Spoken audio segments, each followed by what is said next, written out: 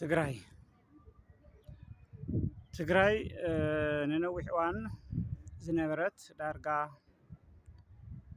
ነታ ኢትዮጵያ እትበሃል ዓዲ ዝፈጠረት ዓባይ ሃገር እያ። ይኹን እምበር ህዝቢ ትግራይ ንባዕሉ ሓፍ ከይብል ብመንነቱ፣ ብባህሉ፣ ብታሪኹ፣ ብቋንቁኡ ናብ ዝለዓለ ፀፍሒ ከይበፅሕ ብዙሓት ግዳማውያን ሓይልታትን ናይ ውሽጢ ፀገማትን በቲ ክትበፅሖ ዝግባእ ደረጃ ኣይንሪአን ዘለና። ኣብ ዝሓለፉ 54 ዓመታት ህዝቢ ትግራይ ብዝገበሮ መሪር ቃልሲ ትግራዋይነት ክዕንብብ፣ ቋንቋ ትግርኛ ናብ ልዕሊ ብርኪ ክበፅሕ፣ ባህሊ፣ ታሪክ ኩለ መዳይ ናይ ትግራይ ሃፍትታት ናይ ትግራይ ታሪኻዊ ምዕባለታት ቦትኦም ክሕዙ ዝተገብረ ፃዕሪ ዝነኣድ ዋላ እኳ እንተኾነ ኣብ ቀረባ እዋናት ድማ እንደገና ተመሊሱ ናብቲ ቅድሚ 50-60 ዓመታት ዝነበሮ ደረጃ ናይ ምምላስ ተርእዮታት ኣጋጢምዎ ኣሎ ማለት እዩ። ብፍላይ ኣብዚ ትግራዋይነት ቋንቋ ትግርኛ፣ መንነት ትግርኛ፣ ታሪክ፣ ባህሊ ኩለ መዳይ ትግርኛ ምስ መንነትን ምስ ትግራዋይነትን ተተሓሒዙ ናብ ልዑል በረካ ከይበፅሕ፣ ናብ ልዕሊ ብርኪ ከይበፅሕ፣ ናብ ልዕሊ ደረጃ ከይበፅሕ ብዙሓት ማሕለኻታት እናተፈጥሩ ይመፁ ኣለዉ ማለት እዩ። ብፍላይ ኣብያተ ክርስትያናት ትግራይ ቋንቋ ትግርኛ ንቅዳሴ ብቁዕ ከም ዘይኮነ፣ ንፀሎት ብቁዕ ከም ዘይኮነ፣ ቋንቋ ትግርኛ ንኩለ መዳይ ናይ ቤተ ክርስትያን ኣገልግሎት ከም ዘይኸውን ብዝመስል መልክዑ ኣብ ክንዲ ትግርኛ ነቲ ብምንም ተኣምር ኣምሓርኛ ክሰምዕ ዘይኽእል ተኸታሊ ኣማኒ ህዝቢ በታ ንሰም እውን ዘይኽእልዋ ኣምሓርኛ እዝኑ ከድንቁርዎ ንሰምዖ ማለት እዩ።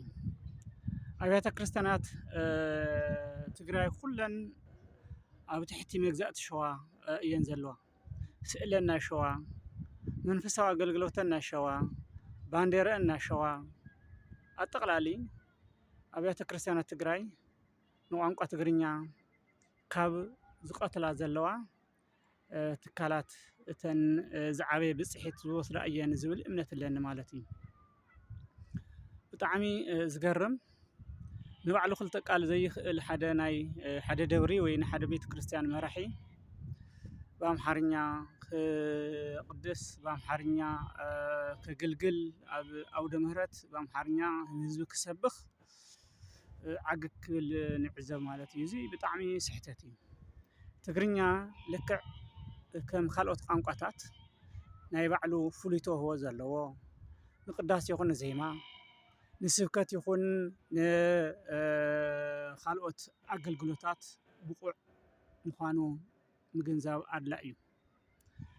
ምናልባት ቋንቋ ትግርኛ ክንደየናይ ምዕሩይን ምዕቡልን ቋንቋ ምዃኑ ኣብ ጎረባብትና ካብ ዘለዋ ኣብያተ ክርስትያናት ኣብ ኤርትራ ማለት እያ ምዕዛብ ይከኣል ማለት እዩ። ስለዚ መጀመርያ ትግርኛ ናብ ዝለዓለ ደረጃ ክበፅሕን ዝለዓለ ቦታ ክሕዝን ውሽጣዊ መምዕራያትና፣ ውሽጣዊ ተገዳስነትና፣ ውሽጣዊ ዓርሰ እምነትና ክናብርኽን ክነማዕብልን ይግባእ። ቋንቋ ትግርኛ ርእሲ ልዕሊ ማንም ቋንቋ እምበር ትሕቲ ማንም ቋንቋ ከም ዘይኮነ ክንኣምነሉ ይግባእ። መራሕቲ ኣብያተ ክርስትያናት ኩልኹም ነቲ ትግርኛን ጥራሕ ዝሰምዕ ህዝብኹም ብትግርኛ ስበኽዎ፣ ብትግርኛ ምስ እግዚኣብሄሩ ክራኸብ ግበርዎ፣ ብትግርኛ ኣምህርዎ፣ ብትግርኛ ቀድስሉ፣ ብትግርኛ ዘምርሉ። ትግርኛ እኹል ቋንቋ እዩ። ትግርኛ ቦቁዕ ቋንቋ እዩ። ትግርኛ ምስ እግዚኣብሄር ከራኽብ ዝኽእል ቋንቋ እዩ።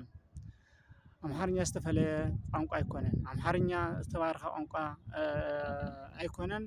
ዝተረገመ ቋንቋ እውን ኣይኮነን። ኣምሓርኛ ንዝሰምዑ ናይ ኣምሓራ ህዝብታት ናይ ባዕሎም ኣለዎም።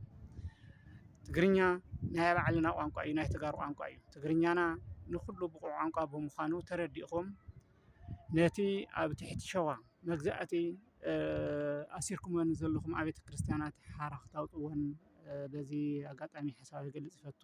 ይቀኒየለይ።